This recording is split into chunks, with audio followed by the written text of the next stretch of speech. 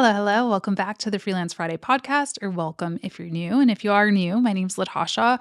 I am a social media manager, social media marketer, content creator.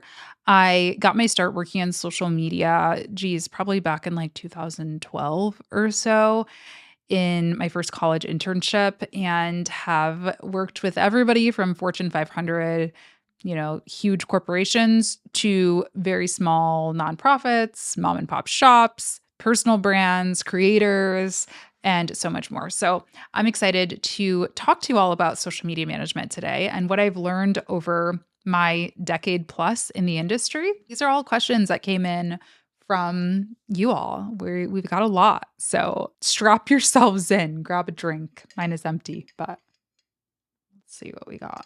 Number one, what platforms should a social media manager know in 2025?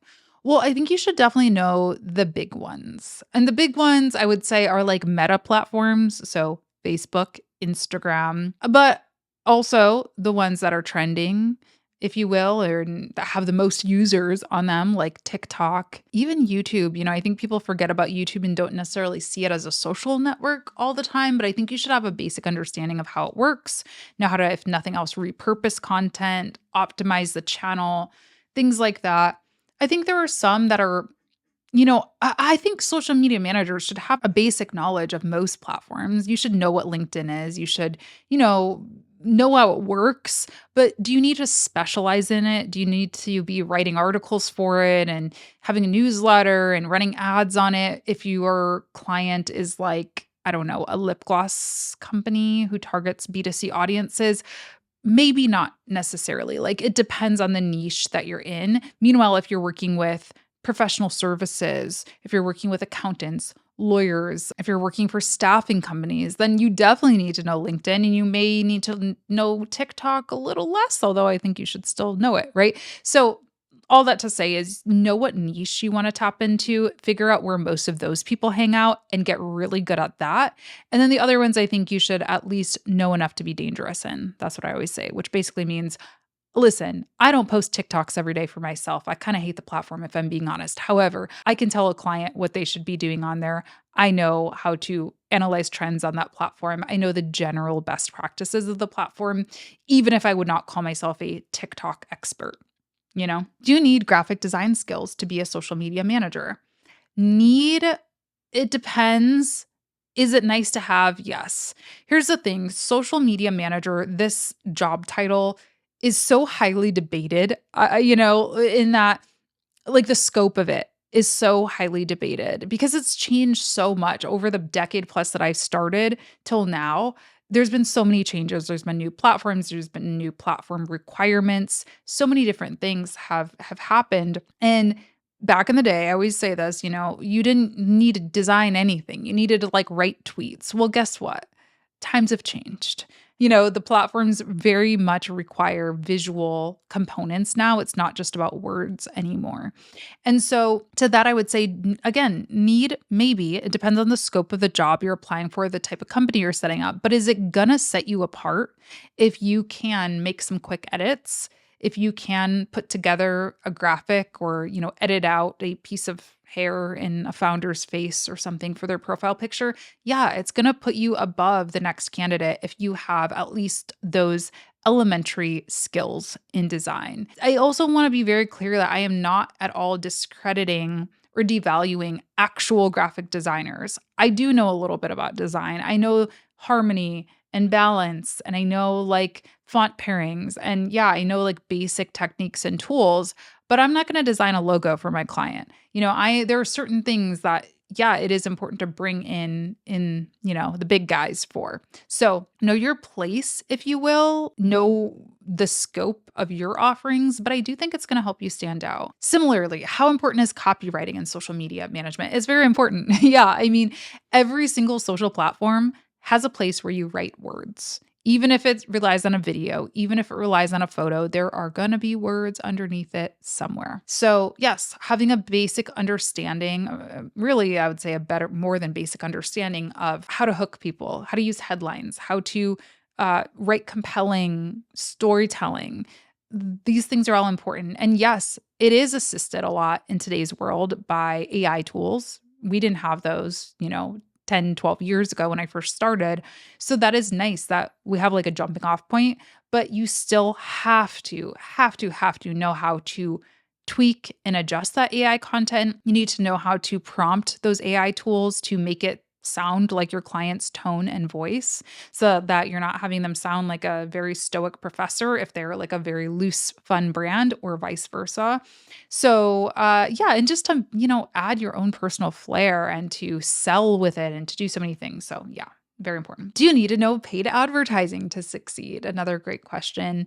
Uh, Again, I think it's important to understand the basics of like, if a client comes to you and is like, should we run Facebook ads? Like, you should know what that means. You should know how to give a general recommendation of, hey, yeah, it seems like we're getting really good engagement from our existing audience, and we just need to grow the audience base. We need to reach people outside of who's already following us. I think paid ads might be a smart idea. Or we need to reach a local, geo-targeted audience. Paid ads could really help with that. I think it is very helpful if you can make those general recommendations. Now, do you need to have run multi-million dollar ad campaigns on Facebook to be a social media manager? No. Do you need to actively even offer paid advertising? I don't think so. I haven't done a paid ad campaign for a client in a long time, honestly, because a lot of the consulting clients I've gotten have been bigger clients with huge budgets. And I've just preferred to say, hey, I know this friend who this is all they do. Can I make the introduction and I can be kind of the organic consultant on it? That's just what I prefer because there are people who specialize in doing this day in and day out. So I don't think you need to be a amazing pro, but I think you should know how to speak to it. You should know what the heck's going on and know what paid advertising is for. Do you need certifications or formal education to land clients? No. This is one of the most amazing things I think about this career and why I'm so passionate about teaching it. Even though I do so many other things in addition to social media management nowadays, I still love teaching social media management because I think there is just such an amazing potential for growth without having to go through those kind of maybe somewhat outdated steps. I do have a college degree and I no regrets. But I will say I was very fortunate to have a scholarship to college. If today I was, given the option to go to college or not, and I had to pay out of pocket, I might have a real question about that. I might try freelancing, doing social media management and self-studying first. Maybe, I don't know. It's hard to say because obviously, my life is my life. My path was my path. But I do think there is definitely, a, a a very strong trajectory without a college degree, without certifications, just by learning as much as you can. That said, do not enter this industry because you don't want to learn, because you know everything there is to know already because you had a successful TikTok account dancing, right? That's all well and good. And that is experience. And that's a part of what's going to make you successful.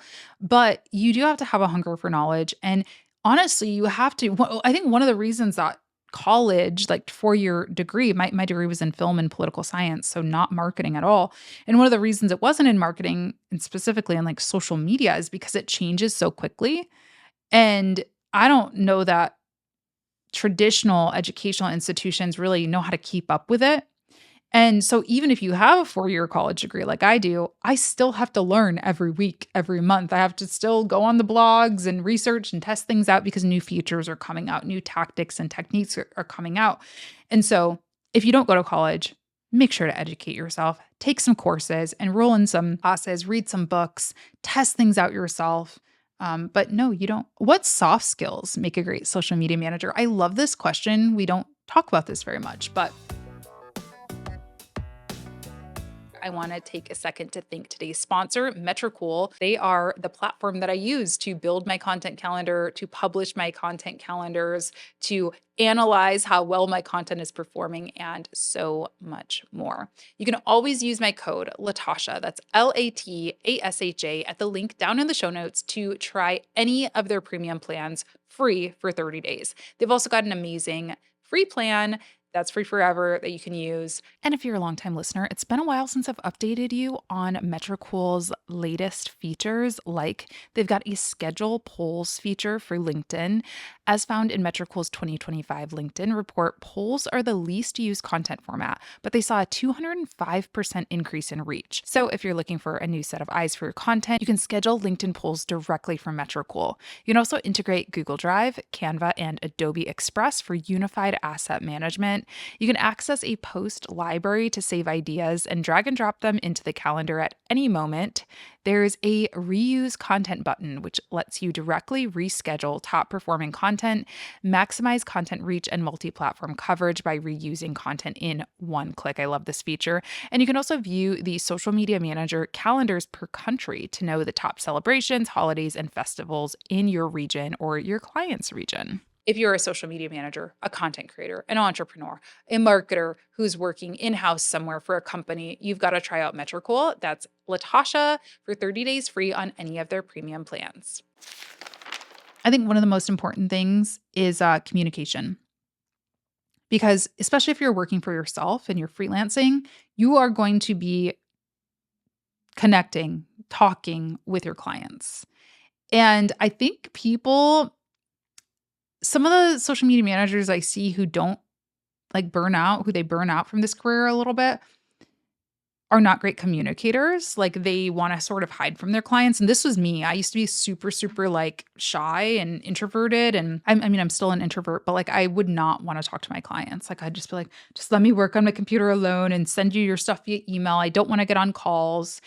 And honestly, those calls, that FaceTime, that builds relationship and that builds job security for you. It delivers on your promise. It helps you show the return on your client's investment and explain the return on investment and really get ahead of problems before they happen.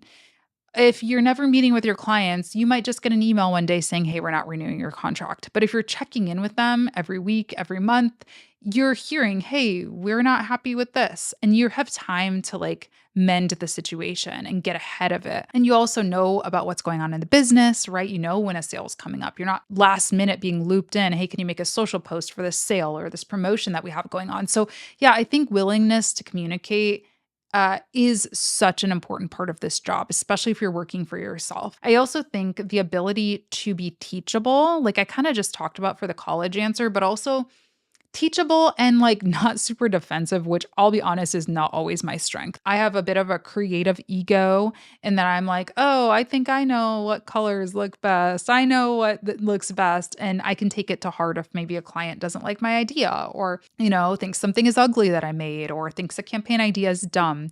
And that just gets in the way because at the end of the day, just get the job done. Like, let's not spend too much time. Give your professional opinion. Yes, it is doing your job to give your professional opinion if something is wrong or if something is not, if you like feel very strongly that something's not going to perform well or this or that. But at the end of the day, we're usually arguing over like tiny little tweaks that don't matter in the grand scheme of things. Just get it done and move on. So I would say those are some of the soft skills that I think make a good social media manager. How do you handle clients who don't understand social media? Honestly, I kind of don't. Is this a hot take? I used to be like, how do I teach people the value of social? And I've definitely been in those rooms, especially when I worked in corporate where I sort of had to, right? We had like a VP or a CMO who like didn't understand social media. And I was like the young kid at that time who had to go in and explain, here's what a click means and here's what a unique,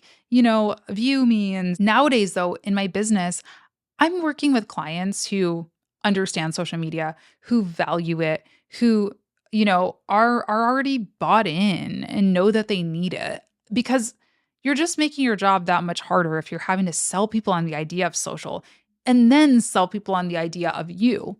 I would rather just have to sell people on the idea of me, like skip that first step because there are so many clients, prospective clients out there who do know the value of social and are just looking for the right person. So just skip that first step and talk to the people who already know that they need it. That's my advice. Obviously, again, if you're in a corporate situation, sometimes you are going to find yourself having to explain. And I guess that's where data comes in, right? One of my old managers at my last corporate job, she always said, data is how you make decisions. And I also think data is how you tell stories, especially to people who don't understand, like, the more woo-woo feel-good storytelling, right? Is show them the numbers, pull out your reports, pull out your Metricool dashboard. Sponsor of today's episode, by the way, use code Latasha to get 30 days free on any of their premium plans. They have amazing data and analytics. Pull those out and say, look at the number of people who we reached. Could we reach that by standing outside of our building? Do we get these numbers by placing billboard ads, radio ads? Probably not. So we've got all of this amazing data right in front of us. I think that's a good place to start. How do you deal with negative feedback or online trolls? I think this is something that is really important, and I feel like it's not talked about a lot, but I have a whole lesson about it in my course, the Social Media Management Accelerator. You have to have an escalation plan, is what I call it, for every client. Some escalation plans are like, oh, I'm managing social media for an online influencer, and somebody might call her ugly sometimes. And so we have to decide, what do we do in those situations? Do we delete the comment? Do we report the comment? Do we respond to the comment? Sometimes they're like very serious. My last corporate job, I worked for a staffing company. And so people's jobs were on the line. People's personal information was on the line. Sometimes it would get, people would get doxxed basically in our Twitter comments and things like that. And so I had to loop in the legal department. I had to sometimes contact the authorities or, there was so much to it. So yeah, it's going to be different depending on if it's a hair care company or a law firm, but you should always make a plan with your client and talk to them about it. Hey, if somebody says an employee's name, what do we do? Do we need to alert anybody?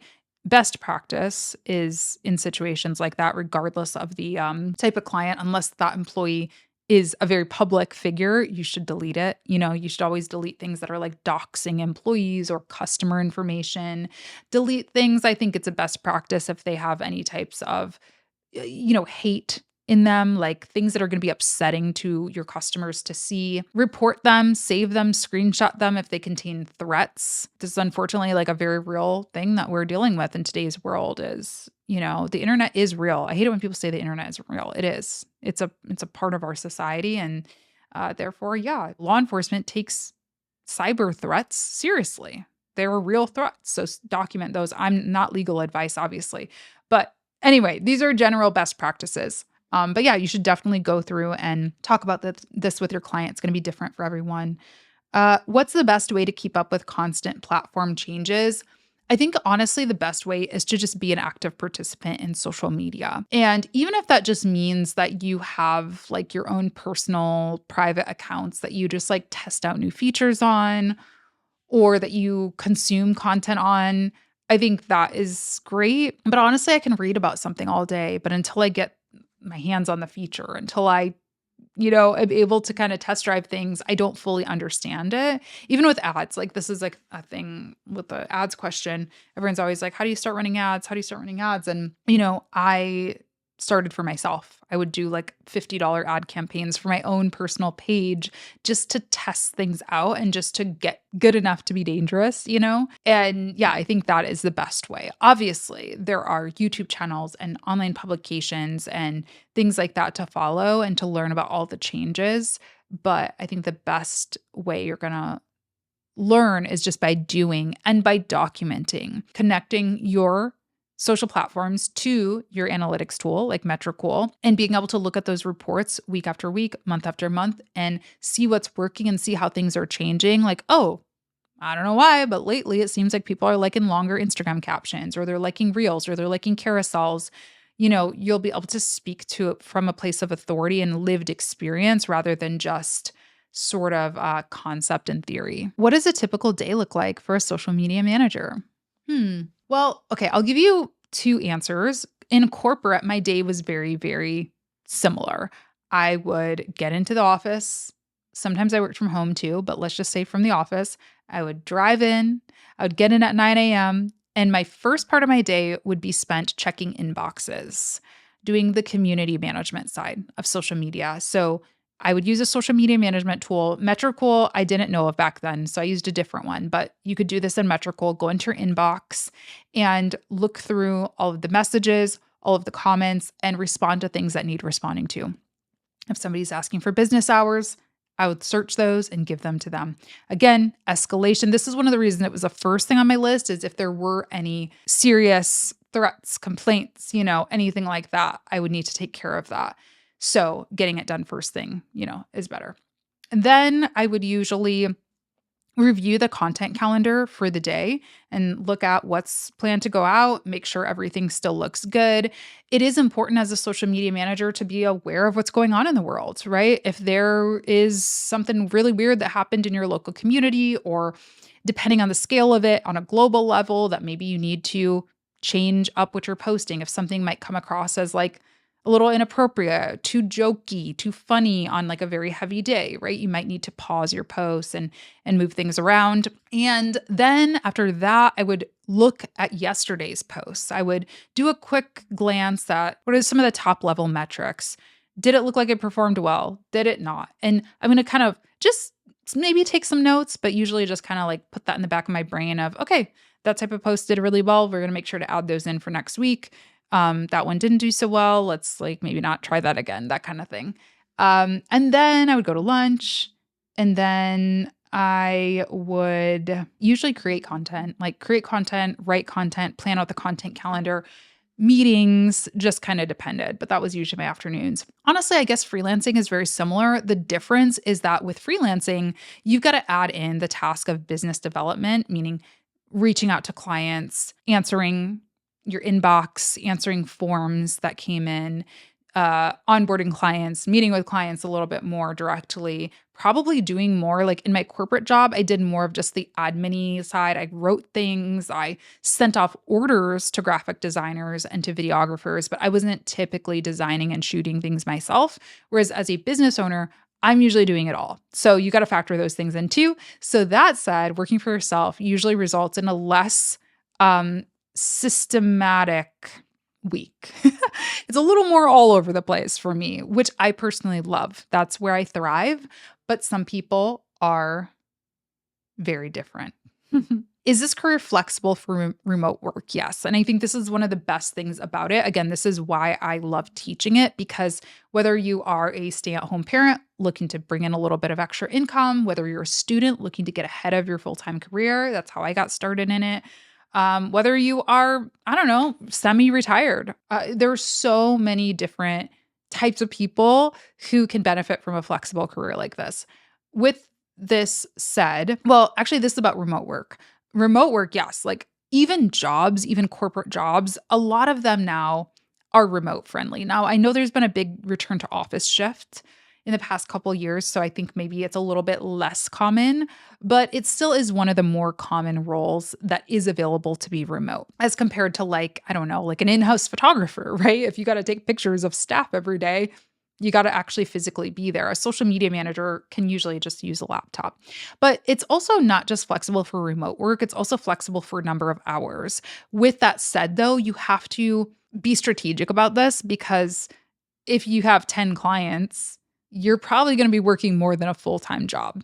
If you have one client, you'll probably be working less. It just depends. And even within that, though, you could own an agency and have 10 clients and outsource almost all of your work, and you just be like signing off on things and still work part-time hours. So it just depends, but you do have to be strategic about it, I will say. Like, having, I don't know, 20 clients and making $1 million a year, don't think that means you're going to be working 15 hours a week by the beach. Like, just be honest. How do you avoid burnout when you're always online? I love this question because it is real. Like, I think so many social media managers struggle with this, and content creators too struggle with this. I know I certainly do. Like a couple weeks ago, there was a lot going on, and it really, like, it was one of those times where I was like, this is really weighing on me as a human, but also just, as somebody who like, I can't just look away. Like, I can't just put my phone down and say, I'm going to take a phone detox. Like, I've got work to do. And so I think just, again, being intentional with your time, trying to not bring your work to bed with you. for lack of better words. Like, I have a rule that I really don't like to work in bed. There are certain like sacred spaces, right? That I don't open work social media. And my own personal social media, I really honestly don't scroll very much. I know I said you should be a user of social, and I do. But like when I say my own personal, I mean when I'm going to relax at the end of the day, when I'm scrolling and socializing. I am not following all of the chaos necessarily. I'm like on, first of all, social platforms where I can kind of be anonymous. Like my favorite social platform is Reddit, and I have an anonymous username, so don't try to find me because you probably won't. It's not a challenge. Please don't search for me. But yeah, I just feel free to talk about whatever I want. And it is like a happy slash curious place for me. It's not like this, like everything is terrible for me. I try to curate my feeds. I try to take time off. I've gotten less rigid about it, but I want to get back to it as I used to really take weekends off. Like I would pretty much put my phone down unless there was something urgent. So, but yeah, honestly, I think it's a risk factor of the job. Honestly, I mean, it's kind of like asking a miner, how do you avoid toxic chemicals, breathing those in? I mean, I know that sounds dramatic, but it is just a risk factor of the job. How do you, tell a nurse, hey, how do you avoid, seeing grief and taking on other people's emotions and dealing with terrible things? Like it's a part of the job, and so you do have to be aware of that, I think, and be prepared for that. And we can't always prepare ourselves or prevent ourselves from seeing certain things, but we can have a support system set up. We can have mentors, we can have colleagues, we can have friends who understand us, who you can talk to. A couple weeks ago, like I said, I was having a tough time with some of the things that were going on in social media feeds, really graphic things. And a friend of mine, he called me and he checked in on me, who works in a similar industry, in the same industry. And so having people like that who get it, is very important. So network, make friends, have a therapist. Honestly, I think, please, if you can, I know it is a privilege and it does cost money, but honestly, if you are a social media manager, I think it's a good idea to invest in therapy. I don't say that to be funny. I just mean, yeah, like, yeah, genuinely. How much money can you realistically make as a social media manager? Honestly, I can't answer that question. There are social media managers who make millions, probably. I don't know. There are social media managers who make $100,000. There are social media managers who make $10,000 or less. Good place to start though is like what is the average salary? 70,000, 50 to 70,000.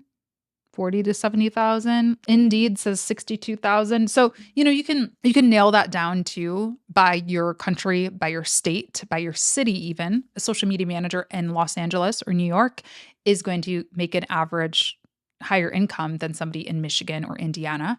So, that's a good place to start for expectations, but do keep in mind most of those numbers are based off of full-time salary jobs. So, I personally have found working for myself has made me more money. I've been able to diversify my income by offering different things. I've been able to hire people and allow me to take on a larger client load, right? There's so many other factors to the story. But I personally just have seen for people who go at this full time, put in the same amount of hours as a full time job and do it for themselves, my personal experience, what I've personally seen has been that there is a higher earning potential. But it's all about, when you work for yourself, it's all about what you put in, what you get out. Because I can't even really say that, because if you're working the same amount of hours as you do at your corporate job and working for you is like scrolling Facebook and sitting around, you're probably going to make less. But if you're like really like, in the right niche, in the right area, have the right skill set, so it really does depend. And you do have to be very, again, I feel like a broken record saying this, but you have to be very intentional with how you're spending your time. Let's see. I think the last question that is related to that last one, honestly, is can you do this job part-time or as a side hustle? And I think yes, but I really don't think this is a part-time job. I know sometimes we're sort of stuck in that situation for whatever reason, whether, a job can only afford to hire somebody part-time, or you are looking to take on work in addition to your, like I said, your schooling or if you're a full-time stay-at-home parent, that kind of thing. There are instances where it makes sense, but in most cases, definitely if you're working for a bigger company, it's a full-time job. If you're working for like a small mom and pop type of operation that doesn't get a lot of inbound, DMs and tags and things like that. And, they've got a healthy client base. They're just kind of looking at this more from a brand perspective and just kind of trying to keep the lights on, if you will. I think it can be part-time. But if they're like lead gen, like we need to like get leads, we need to, really go hard with this, I think it is more challenging to do part-time. If they're getting a lot of customer service inquiries and complaints or praise, those things all need to be handled. So, I do think it is important to just to kind of understand the client's needs truly, because every client is a little bit different. There are clients that when I got started in this industry and it was a true side hustle, I was in school, in college. I was also doing my YouTube channel and I was doing social media management. How I got started is I just did one aspect of the job. So I did social media copywriting. So I did not do the graphic design. Video wasn't really a thing back then, but I didn't create the graphics. I didn't write the blog posts. I didn't do all of these next level things. I only wrote the captions for social posts. And I would do those on a spreadsheet. I would send those off. And then the next person kind of on the assembly line would do the, next thing. And then I think I would schedule them as well. I can't remember, but do an aspect of it. Maybe there's a way that you can specialize in social media content creation, where you're going out and doing photo shoots once in a while for a client, or doing graphic design, designing things for your client, but you're not actually responsible for the day-to-day engagement and scheduling and advertising and all the different things, or vice versa. So that can be a way to make it part-time if the client demands are higher. But if you're doing it soup to nuts, as they say, I really don't like that term for some reason, but soup to nuts, it typically is a more, hands-on type of job where you either are going to need help or you're going to need more time. So hope this helped you. I've got social media management resources galore down in the description box, so be sure to check those out. Huge thanks to our sponsor, Metricool. You can use my code Latasha at the link in the show notes and description box for 30 days free on any of their premium plans. They are so helpful. If you haven't heard of them yet, give them a try. Seriously, amazing. And any questions, let me know in the comments down below and I'll answer in a future episode. Thanks so much for being here. I'll see you in the next one.